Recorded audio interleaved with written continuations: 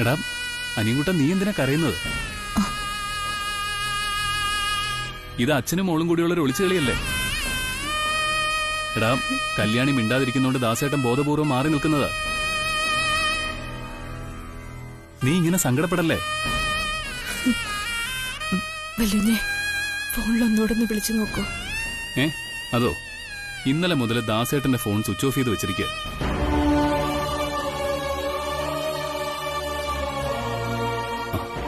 നിങ്ങൾ വിഷമിക്കാതെ.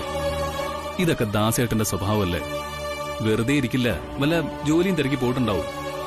എന്നാലും ഇന്നലെ പോയതല്ലേ വല്യുഞ്ഞെ. ഇപ്പൊ നിങ്ങൾ തനിച്ചല്ലോ, ഞാനില്ലേ കൂടെ. അതാ ഇങ്ങനെ ഉത്തരവാദിത്വം ഇല്ലാതെ പെരുമാറുന്നത്. ഇനി ഇതിന്റെ പേരിൽ നമുക്ക് പോലീസ് സ്റ്റേഷനിൽ ഒരു കംപ്ലൈന്റ് കൊടുക്കാം. അത് വേണോ? നാളെ എന്റെ പിറന്നാളാ വല്യുഞ്ഞെ. ആഹാ, അത് ശരി, നാളെ പിറന്നാളാണോ? അപ്പൊ ദാസേട്ടൻ നാളെ ഇങ്ങ് വരും. നാളെ വന്നില്ലെങ്കിൽ നമുക്ക് അപ്പം ആലോചിക്കാം. കല്യാണി, അനിയൻകുട്ടന്റെ പിറന്നാളിന് നമ്മൾ എന്ത് ഗിഫ്റ്റാ കൊടുക്കുക? ഞാൻ ചായ എടുക്കാം വല്യുഞ്ഞെ.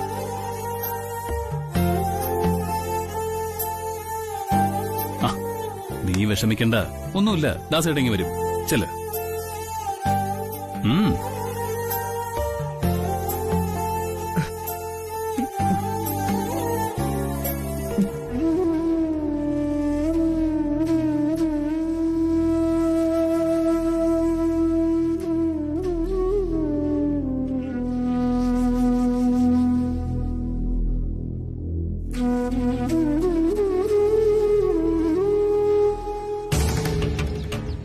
മറ്റന്നാളാണല്ലോ ഷെയർ ഹോൾഡേഴ്സിന്റെ മീറ്റിംഗ്. അത് കഴിഞ്ഞാൽ ഉടൻ, that means same day afternoon on സ്റ്റാഫിന്റെ മീറ്റിംഗ് കൂടി നമ്മൾ വിളിക്കണം. അത്രേ ഉള്ളൂ. അതെ, നന്ദന പങ്കെടുക്കും. അതിന്റെ സർക്കുലർ ഇന്ന് തന്നെ കൊടുത്തയക്കും.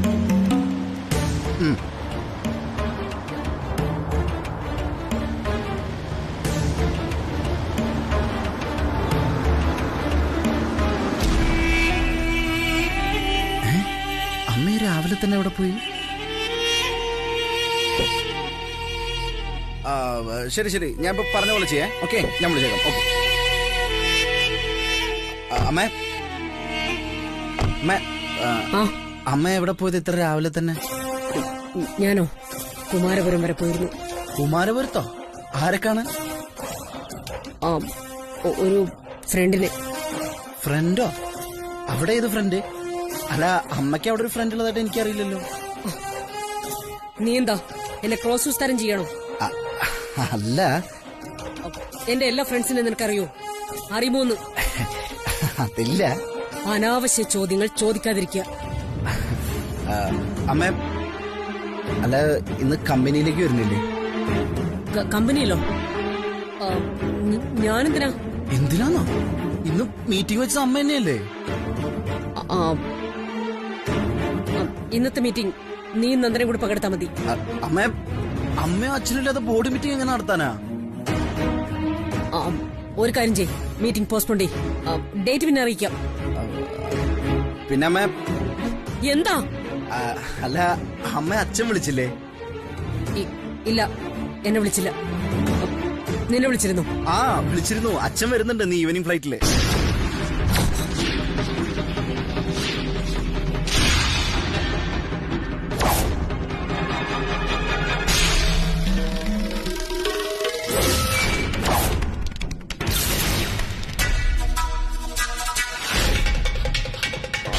ഇന്ന് വരുമെന്ന് പറഞ്ഞു. അതെ.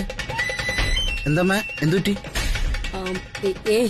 ഒന്നുമില്ല, ഞാൻ വെറുതെ ചോദിച്ചതാ.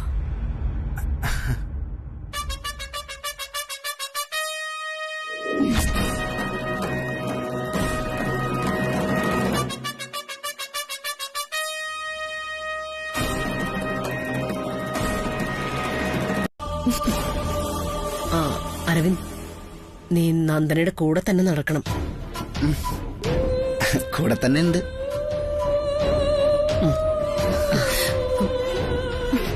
കഴിക്കുമോളെ. എന്താ നിനക്കും വാരിത്തരണോ? കഴിക്കണം.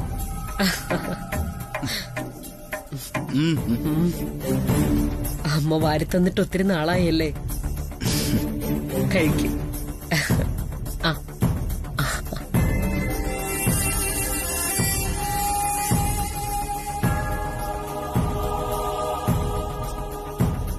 എങ്ങനെയുണ്ട് ദോശ? ഇത്രയും ടേസ്റ്റോടെ ആഹാരം കഴിച്ചിട്ട് ഒരുപാട് നാളായമ്മേ. ഭയങ്കര രുചി. കഴിക്ക് കഴിക്ക്, വയറ് നിറച്ച് കഴിക്ക്.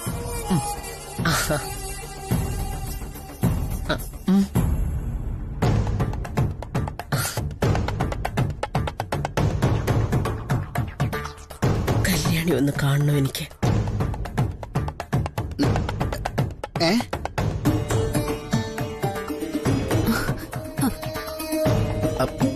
അമ്മ ഇപ്പൊ എന്താ പറഞ്ഞേ?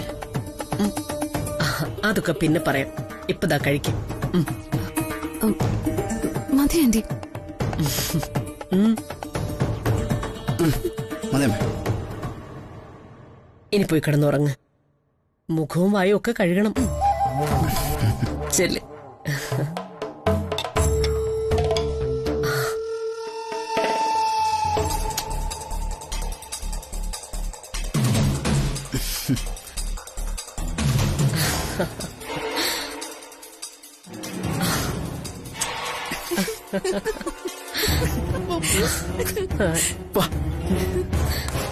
പോട്ടമ്മേ.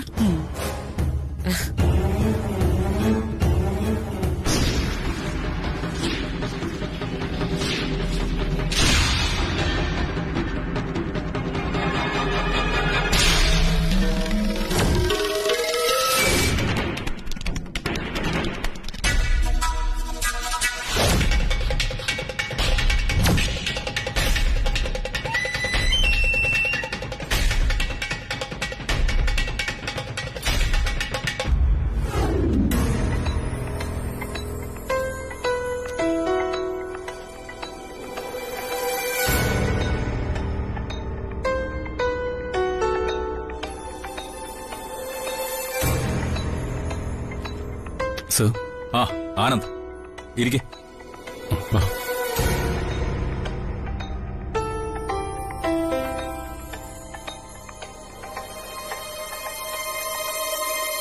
അന്ന് അമ്മയുടെ ആക്സിഡന്റിനെ കുറിച്ച് ഞാൻ അന്വേഷിച്ചിരുന്നു. പക്ഷേ അറിയാം സർ, അതൊരു നാച്ചുറൽ ആക്സിഡന്റായി മാറി. അതൊക്കെ സ്വാഭാവികം. ഞാൻ പിന്നെ അതിന്റെ പുറകെ പോയില്ല, അതാ സത്യം. ഞാനിപ്പോ വന്നത് ഒരു ഐഡന്റിഫിക്കേഷന് വേണ്ടിയാ. Okay okay. സുബ്രഹ്മണ്യൻ ഇവിടെ വന്ന് ഇങ്ങനെയൊരു മാൻ മിസ്സിംഗിന്റെ കാര്യം പറഞ്ഞപ്പോ വേറൊന്നുമല്ല, ഒരു സംശയം. അതുകൊണ്ട് വിളിപ്പിച്ചതാ. നിങ്ങൾ ഉദ്ദേശിക്കുന്ന ആളാണോ എന്നറിയാൻ മാത്രം. അനിൽ. സാർ. ആ അതിങ്ങെടുക്ക. ശരി സാർ.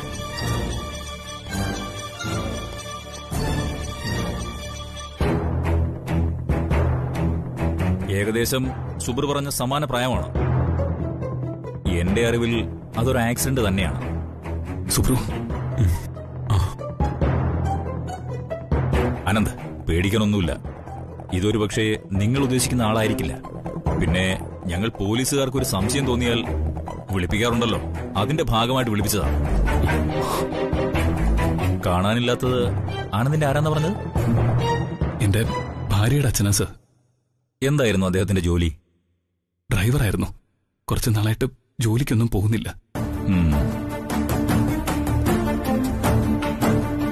സർ, കാണിച്ചു കൊടുക്ക.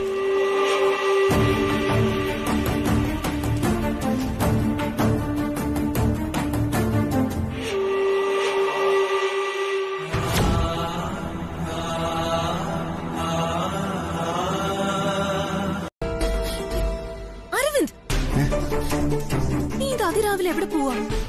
അത് എനിക്ക് അത്യാവശ്യമായിട്ട് എന്റെ ഒരു ഫ്രണ്ടിനെ കാണാൻ. ആരെ?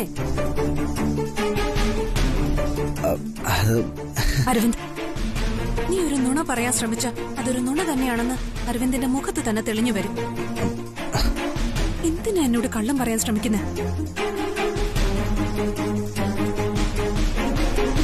പറയ്, എവിടേക്കാ പോന്നെ? നന്ദന, എന്റെ ഒരു ഫ്രണ്ട് ഹോസ്പിറ്റലിൽ സുഖമില്ലാതെ കിടക്കുക. ഞാൻ അങ്ങോട്ട് പോവാ. അല്ല, ഇതല്ല സത്യം. നീ അകത്തേക്ക് ചെല്ല. ശരി. ഇന്നലെ രാത്രി മുതൽ അരവിന്ദ് എന്നോട് എന്തോ ഒളിപ്പിക്കാൻ ശ്രമിക്കുന്നുണ്ട്. ഞാനത് ശ്രദ്ധിക്കുന്നുണ്ട്.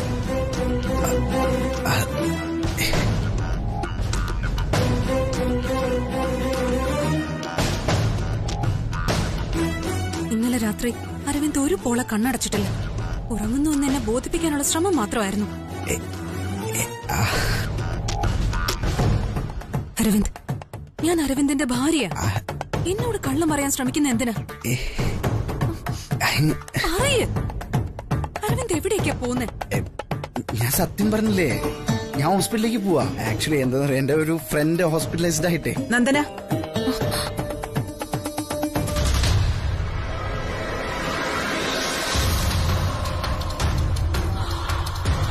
അവ ഹോസ്പിറ്റലിലേക്ക് തന്നെയാ പോകുന്നത്. വാർഡിലേക്കോ ഐസിയുലേക്കോ അല്ല, മോർച്ചറിയിലേക്ക്.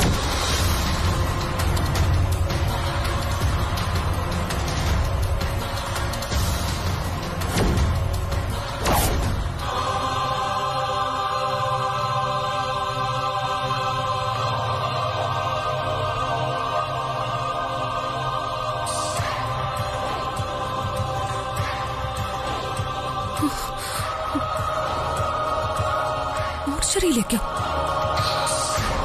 അതെ, ഒരു ശവം തിരിച്ചറിഞ്ഞ് ഏറ്റുവാങ്ങാൻ.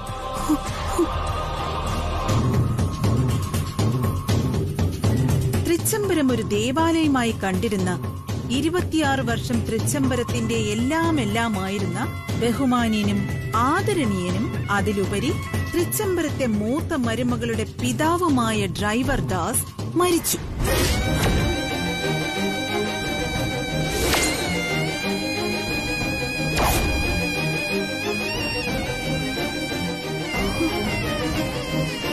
ബോഡി ജില്ലാ ആശുപത്രിയിലെ മോർച്ചറിയിൽ സൂക്ഷിച്ചിരിക്കുക. അത് ഏറ്റുവാങ്ങാനുള്ള പോക്ക.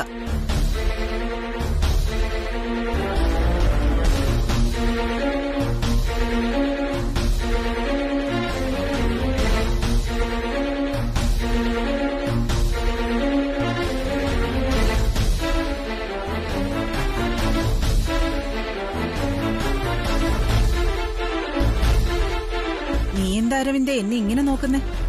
എന്താ, ഞാൻ പറഞ്ഞില്ലേ അതിന്റെ സത്യം? ഇന്നലെ രാത്രി ആനന്ദം നീയുമായി സംസാരിക്കുന്നത് ഞാൻ കേട്ടു.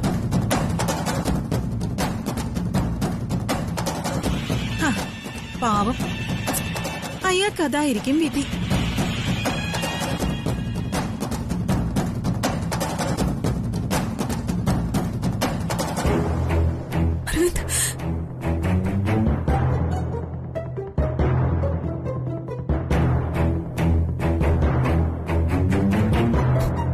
തൽക്കാലം കല്യാണി അറിയണ്ട. സമയമാകുമ്പോ പ്രോയ അറിയിക്കും.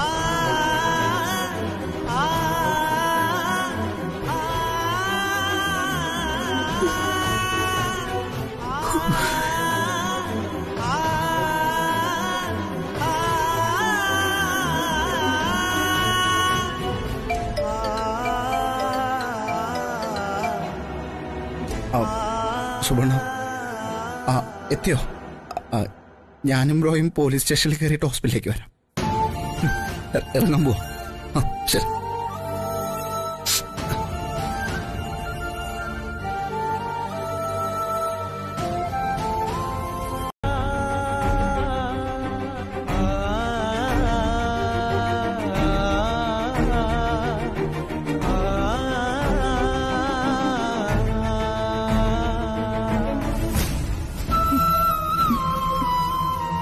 കരയാതെ കല്യാണി, വാ അകത്തേക്ക് പോവാം. വീട് സുജാതിച്ചി, ഇവന്റെ പിറന്നാളായിട്ട് അമ്പലത്തിൽ പോകണ്ട പോലും. അമ്പലത്തിൽ പോകാൻ പാടില്ല കല്യാണി. പോകാൻ പാടില്ലേ? അതെന്താ?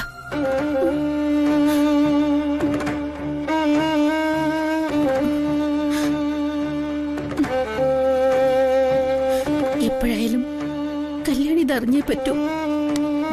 എന്താ സുജാതേച്ചി? സുജാതേച്ചി ഇങ്ങനെ കരയണേ? കാര്യം പറ. കല്യാണി, ദാസേട്ടൻ പോയി. ദാസേട്ടൻ നമ്മളെ വിട്ടു പോയി.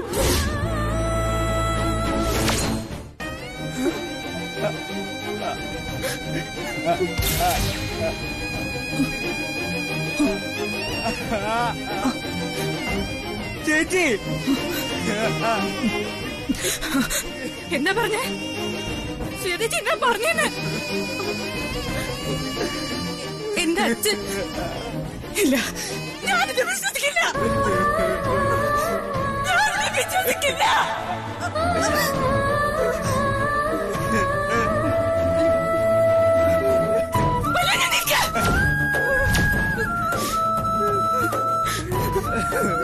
മോനെ,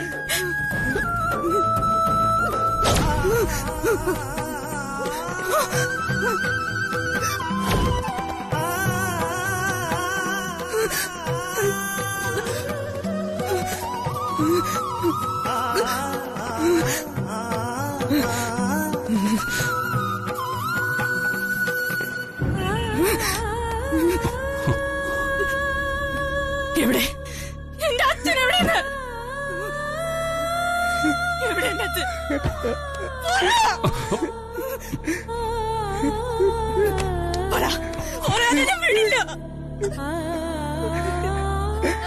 അച്ഛൻ എന്താ മിണ്ടാ നിക്കണേ? പറ, എന്റെ അച്ഛൻ എവിടെ? പറ, എന്റെ അച്ഛനോട് പറയാൻ. കല്യാണി, എന്താ ഞാൻ ചോദിച്ചതിന് മറുപടി പറയാത്തെ?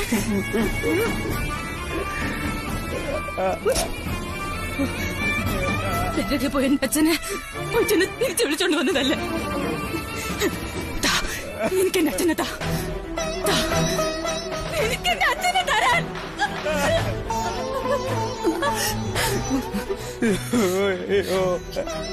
എന്നോടെല്ലാം മറച്ചു വെക്കായിരുന്നല്ലേ?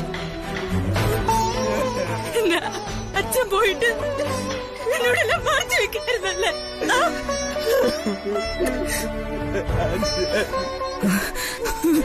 അനിയൻ എന്നോട് പറഞ്ഞില്ല, രണ്ടുപേരും എന്നോട് പറഞ്ഞില്ല. അയ്യോ, രണ്ടുപേരും എന്നോട് പറഞ്ഞില്ല. കല്യാണി,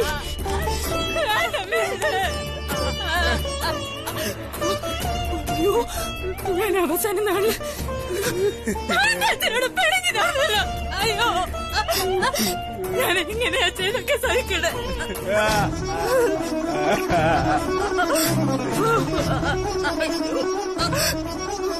ഞാനൊന്നൊക്കെ കരഞ്ഞോട്ടെ, ഞാനൊന്നൊക്കെ കരഞ്ഞോട്ടെ. അയ്യോ അറിയോ, അവസാന ദിവസങ്ങളില് അച്ഛൻ എന്തൊക്കെയോ എന്നോട് പറയാൻ വീർപ്പം മുട്ടുന്നുണ്ടായിരുന്നു. ഞാനത് കേൾക്കാൻ പോലും നിന്നില്ല. എന്റെ ദൈവമേ, എന്തിനാ നീ അച്ഛനെ കൊണ്ടുപോയേ?